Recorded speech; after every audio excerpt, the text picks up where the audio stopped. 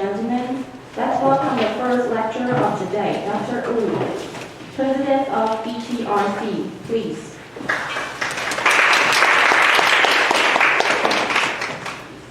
This is, my presentation is entitled, Making Democracy Work as a Way of Life. You look at Taiwan's democratic transition for the last 30 plus years.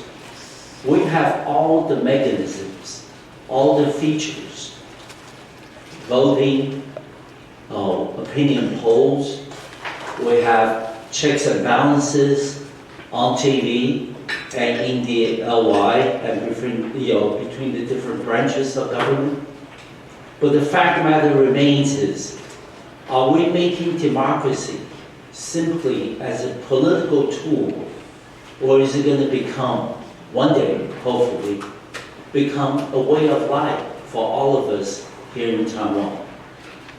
That is quite a big a challenge for all of us. But the fact of the matter remains is what's ahead for Taiwan, especially among the younger generations here today, is not so much that we stay democratic, but we need to improve the quality of democracy in Taiwan. And that is the thrust of my presentation. All right? One thing I do want people to look into in considering this issue is you got to look at the history, the culture, the tradition of a particular country. Even for us, we are now generally identified as a democracy. But democracy is an import. It's a foreign import. It's not something that happened in our history in the past. So anyway, changes are taking place beyond masks, screening devices, and also vaccines.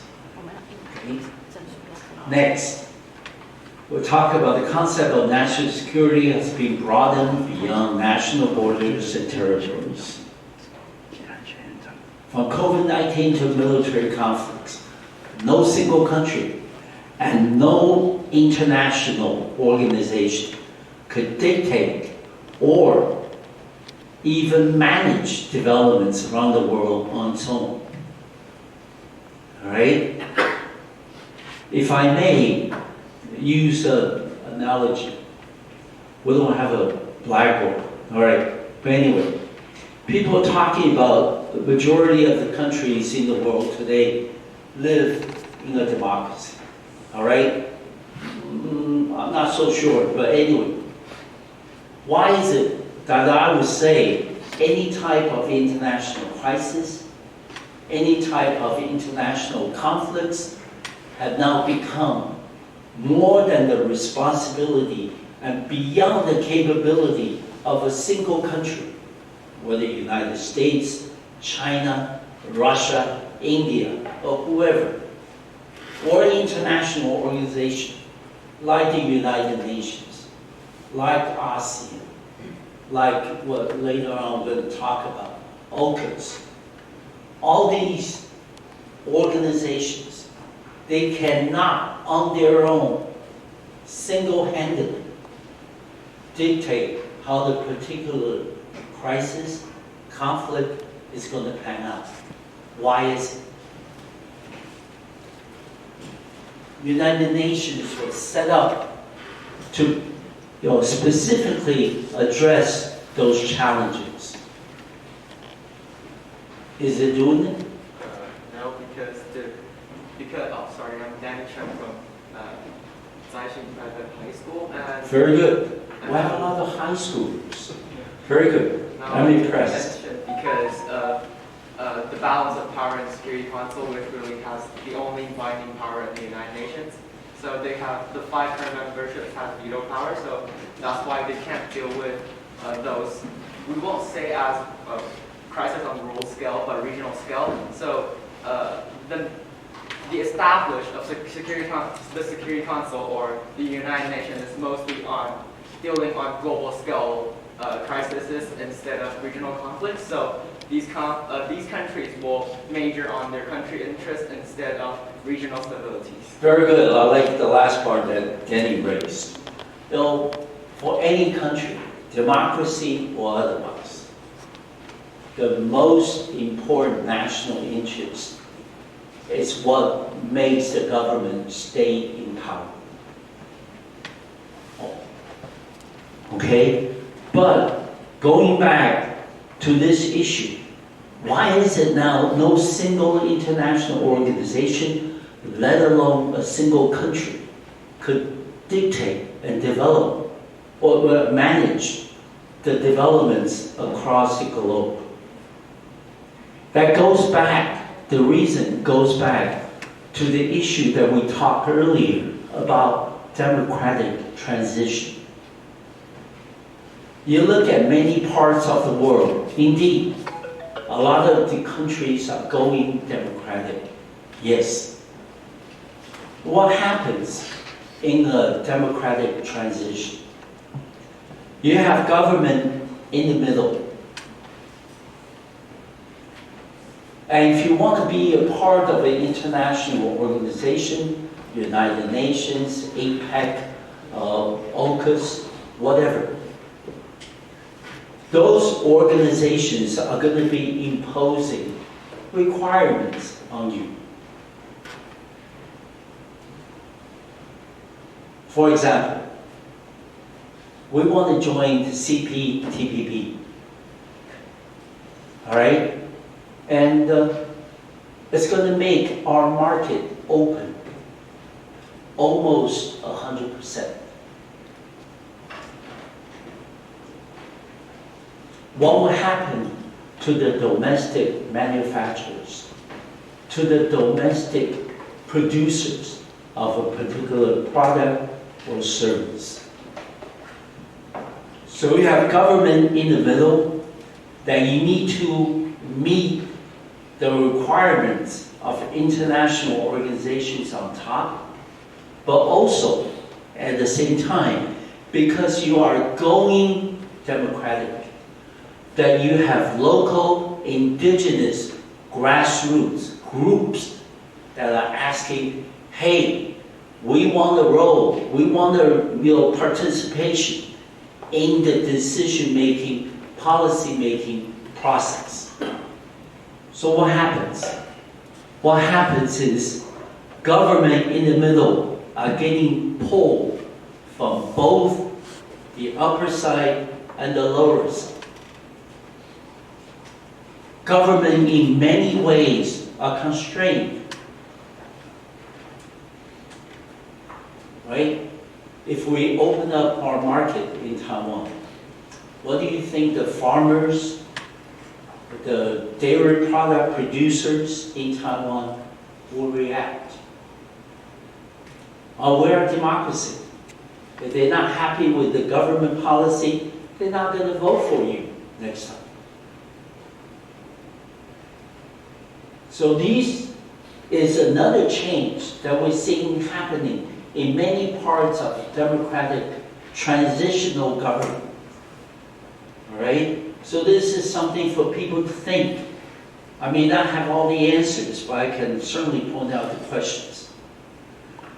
Resources and skills that are deemed necessary to maintain peace and stability are no longer held in the hands of a few. Right? This is also a very big question that I have. I want to ask Ambassador Wu, who is a very good friend and also somebody I respect tremendously. It's a sense that we're talking about the conflicts. Ukraine-Russia war, and we are talking about Israel-Hamas. And we're looking at all the reactions from the leading world powers. One thing was, later on I'll talk about it. One thing was clear, was the sense that people are just supplying arms, planes, bombs to the warring parties. What happened to peace brokers? What happened to, will we ever get Dr. Henry Kissinger of the 21st century? Will we have anybody with the international credibility that's able to broker a peace? Whether it's shuttle diplomacy, back channel, or whatever. So I want to ask my dear and respected, Ambassador Wu, what happened to diplomacy?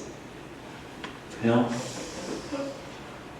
would like to say that diplomacy is the joint effort of different positions, Yes. who representing different interests, Mhm. and you have to find a middle ground Of to course. reach consensus. Mhm. So, like today, I heard about BBC News that Prime Minister Netanyahu Mhm. and Hamas, both of them are softened their position, their stances to reach agreement.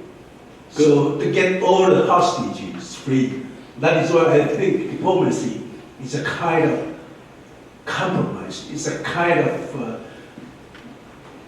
promising, a kind of consensus between different kind of positions and stances. Okay. Very good. Thank you, Ambassador. But, with the way that the news agencies are reporting on these conflicts around the world, that makes you think that we're not doing enough in diplomacy. Instead, we're doing what the military-industrial complex wants, in the sense of more arms, more planes, more bombs. I think we should, like the song by John Lennon. Anybody here knows who John Lennon is or was?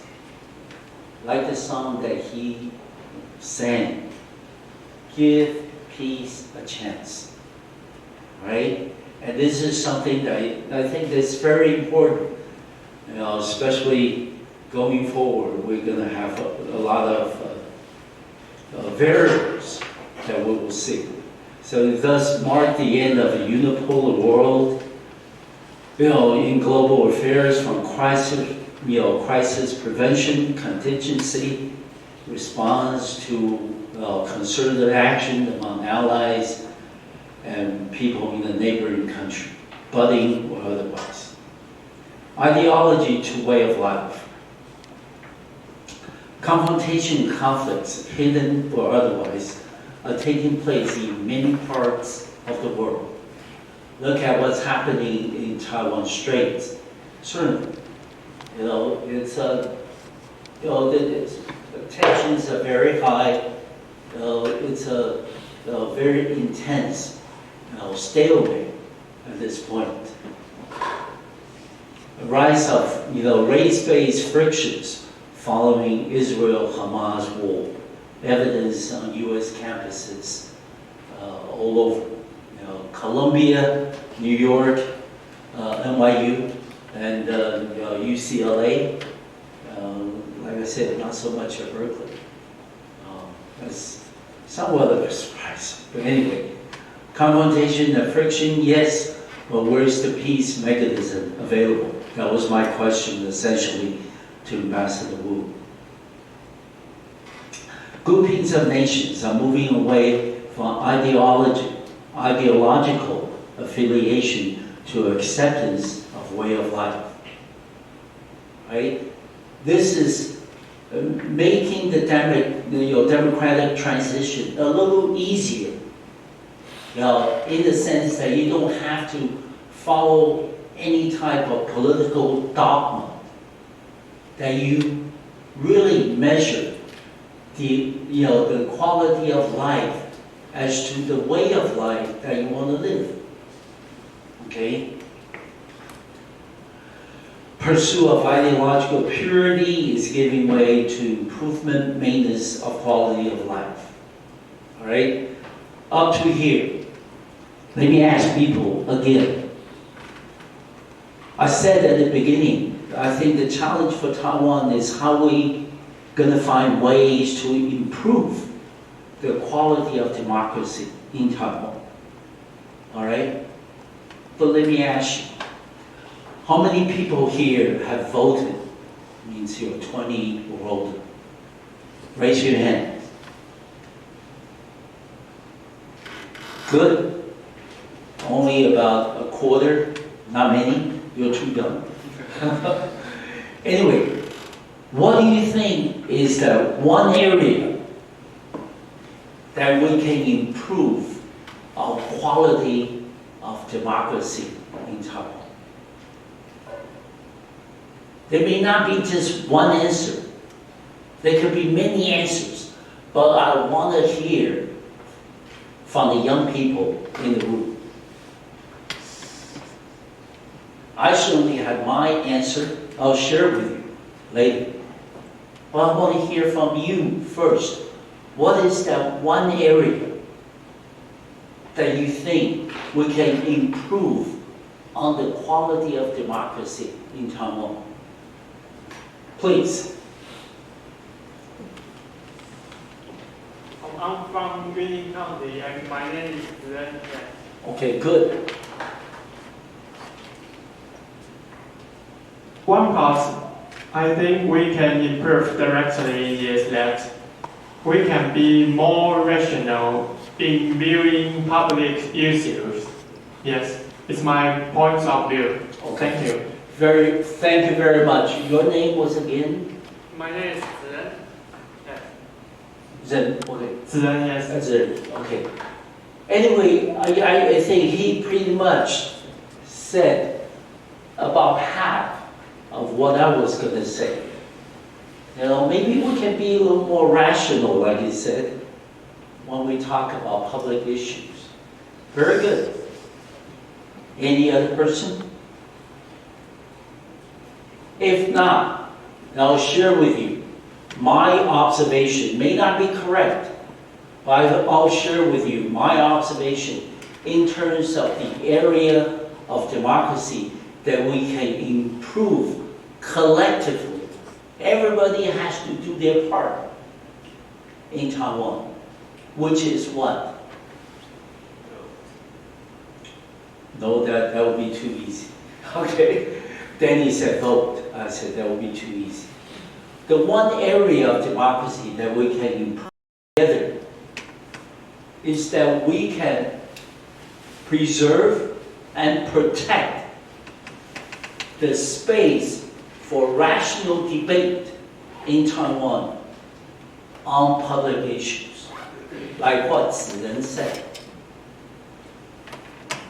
We don't need to be in a dichotomous society, black or white, green or blue.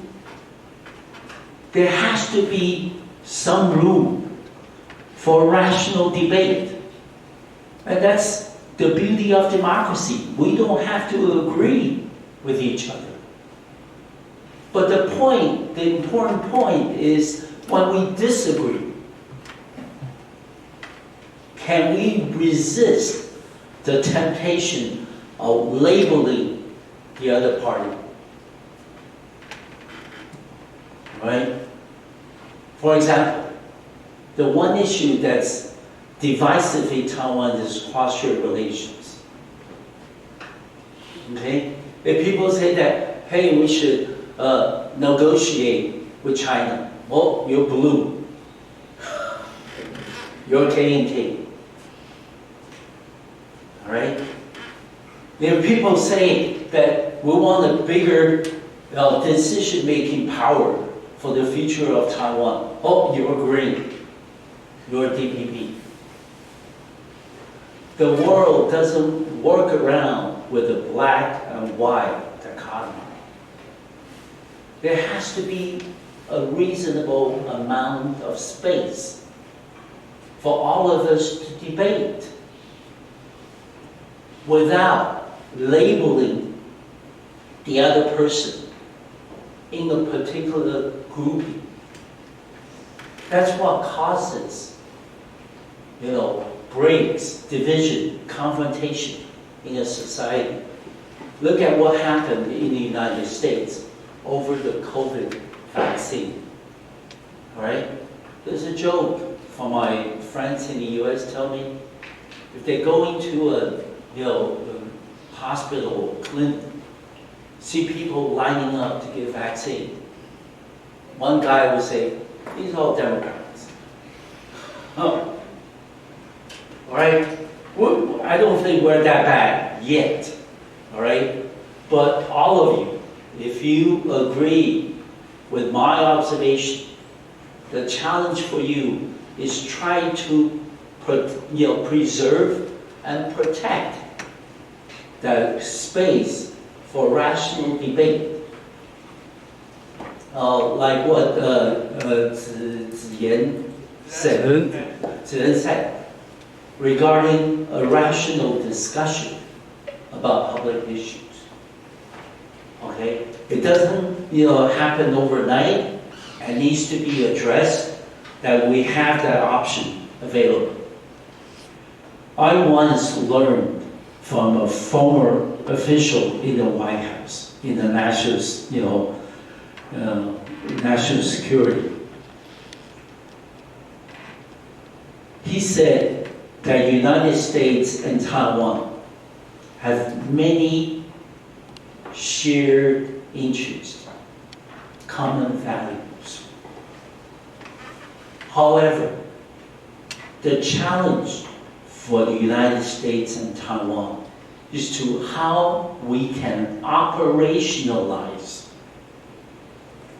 those shared interests.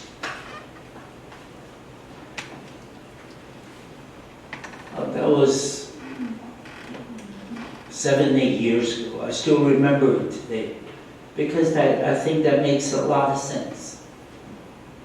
It's not enough when we talk about, we want democracy, we want freedom for people, blah, blah, blah. But every country has its own national interest. How do you operationalize? 把它行动化. Your shared national interest with your important partners, like the United States, like Japan. That is the challenge. That's why I say here, the challenge is to move on, move away from just shared value, democracy, human rights, freedom, yes. But how do we move to operationalize interests that we can both jointly pursue together? We're not going to have too many consensus in a democracy, but we need to have commonness. What does commonness mean? It means I don't agree with you, but at least I know what you think, and you know what I think. Okay? That's what we need to do. That's what we need to work on. Okay? Just like at home, you may not agree with your parents, you may not agree with your siblings, your brothers and sisters, but at least through communication, you know what your parents think. Your parents know what you think. They may not like it, but eventually they will have to accept it or try to live with it. Same thing for you. You may not like what your parents want you to do, but at least you know what your parents want. All right? Somehow, somewhere, that we can make a compromise and meet each other halfway. That's progress. Okay?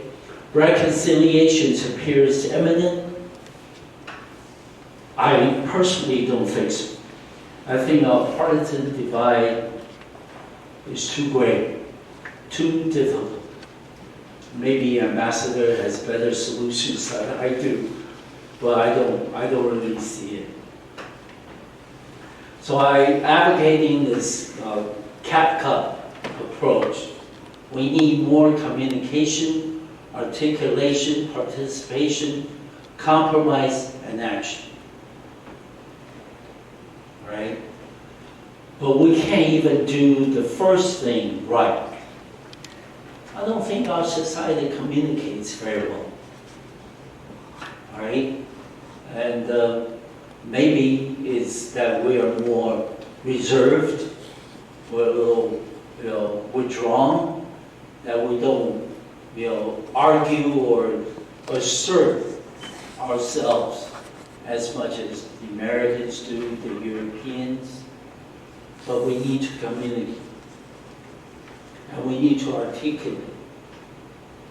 What do you want? Okay?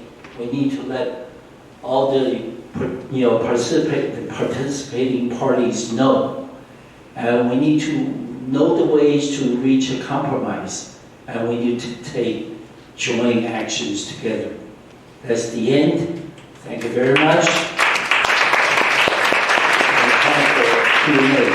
Thank you. Please. Microphone. Ready? Okay.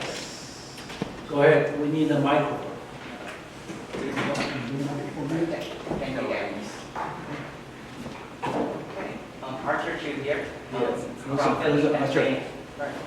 Okay, from Philly, Pennsylvania. So it's a great honor to be here. So when you talked about your alma mater, it actually reminded me of my own experience. I actually graduated years ago as well, class of 2017 actually. Okay. I've been working for a while. And in 2017 actually at Harvard, that year, our commencement speakers were Joe Biden himself and also Mark Zuckerberg. So it's very interesting. And right now, you can see that Harvard or other liberal, very good universities in the States, we have this so-called intifadas, tents and intifadas, right?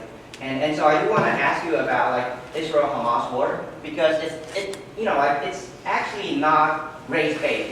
So many Jewish Americans, they're actually rooting for Palestinians. And I have this moral conundrum or quandary, because on the one hand, I feel like I don't want to see Gazans or Palestinians, suffer, and all these people, minorities in the States, we feel, more liberal, more progressive, and it's protesting against Genocide Joe or something like that. But still, I used to work with Hudson Institute, and I've met with Secretary Pompeo and so on. These people, I think they are more aligned with my values, democratic values, and also fighting against CCP and Russia and other nations. And all these people, they support Israel, and they are very strongly supporting Israel. So I'm having this conundrum, and especially when you look at TikTok, the false, disinformation, they're trying to come up with a narrative that is very pro-Hamas. So I feel so burdened with this issue. So what is your take on the Israel-Hamas war? And also, when you talked about a war being so prolonged, right? You said, okay, the support for Ukraine or other people would wane down, right? So what does that indicate? What does that mean for Taiwan? Because if CCP invades Taiwan, maybe at the very beginning, Americans would support Taiwan, but what if it is, a prolonged war as well? Thank you. Okay. Thank you, Arthur, right? Archer. Archer. I'm sorry. Your question is two-part. One on the Israel-Hamas war, the other one on what if CCP invades Taiwan. What do you think the Americans will react? When it's prolonged, so you said that the support will go down, right? Yes. So what does that mean to Taiwan? Oh, okay. All right. Good. I'll try. All right. First, regarding the Israel-Hamas conflict war, I agree with you. It's not necessarily race-based, okay? But I do think the subsequent approach by Israel has really stirred up some hidden, emotions in U.S. society towards the Jewish people. Okay, That's why I forgot what it was, when it was. Recently, I read that there was a retired professor, exercising and walking around in the place where she lives, and then the people knew she was of Jewish descent, and she taught at a very liberal, progressive university. And a few of them just went up to her and just said that, go back to Israel, stop the genocide and things. I think the subsequent, like I said, the approach to handling the conflict is what really fueling the emotions, fueling the division within the U.S. Maybe not so much in Taiwan, okay? But that is dangerous, all right? Because we still read about the horror stories of Asians being pushed off subway trains in New York. I was in New York about a month ago. My friends, people I work with, even told me, Raymond, anytime after 7 at night, don't come out unless. Good morning, sir. My Yes. name is Jishan Ling from NTU. First of all, I would like to comment a little bit on the numbers of democracy countries in the world right now. Okay. So from political science point of view, it is difficult to define democracy. Of course. But there are several indexes, for example, World Democracy Index, to evaluate which country is a democracy country. So according to this index, for complete democratic country, there are only 24 countries in the world. Democratic countries with defection are like 59. So around 200 countries, there are only like 30% of the country which is democratic. So that's the first part. My question is that Taiwan has been through many eras, from like indigenous people, Netherlands and Japanese and Han people, which is Qing Dynasty. So do you think Chinese culture and Western value integrate well in Taiwan, or it is still under a sort of clash here? Okay. First, I want to thank you for bringing the numbers up. Being a poli-sci major, you have those numbers more readily available than I do. All right. And second, regarding some of the cultural clashes that we see, of course, I think it still happens in many parts of our society today. All right. And it's not necessarily an issue of good versus bad. But it's just a matter of choice, because now today that we have a democracy that gives us that choice, and since we have choices, so what is important, going back to my earlier point, especially you're going to be a political scientist, it's a sense that we need to preserve and protect our space for rational debate. Okay? People are going to be different. We're not going to look the same and believe the same things, but we can live together based on a set of shared values. We're going to have differences, conflicts, even clashes, but that does not break the foundation of shared values and interests that we have together as a society. And also, given the Han cultural tradition, the emphasis has always been on family. The emphasis has never been on country, state. Okay, that's why Sun Zhongshan said, 中国人一盘散沙. Okay, so in that sense, I think there's room, because we are all evolving. Families are evolving, and at the same time, I think there are we are incorporating foreign ideas into our society and make Taiwanese democracy unique in many ways than the rest of the world. Thank you very much. Thank you all for listening.